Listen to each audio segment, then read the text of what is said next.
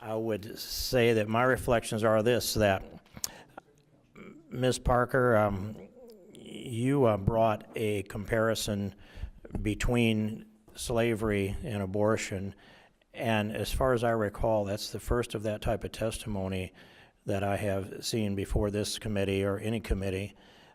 Is that an original thought on your part? Have you had others that index the same comparison? How did this come about?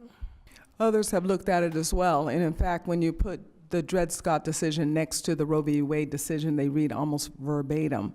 I'd like to also address something that was brought up earlier, if I may, when it comes to mixing the abortion issue with the challenges that we face in many of our hard-hit communities. I feel it disingenuous that the issues of Medicaid would come up and other opportunities for us to readdress what has happened and broken down in our most distressed zip codes, the way that Planned Parenthood specifically targets these particular zip codes with abortion.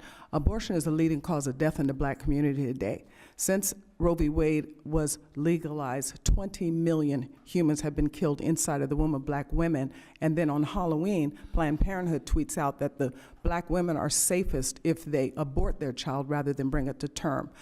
To the gentleman from Texas who brought up Margaret Sanger, the founder of Planned Parenthood, I think that it is important that we put in record that the needs of those that are most vulnerable in society cannot be addressed with abortion. Abortion feeds a narrative that women are victims, that they have no control over their sexual impulses. And as a result of this narrative being forced down into our hardest hit communities, we're seeing now recklessness in sexual activity, and marriage has collapsed. In the 50s, 70% of Black adults were married. Today, that number is 30%. This is causing a lot more social pathologies that have to be addressed through different types of legislation, not the heartbeat bill. The heartbeat bill is to protect the innocent.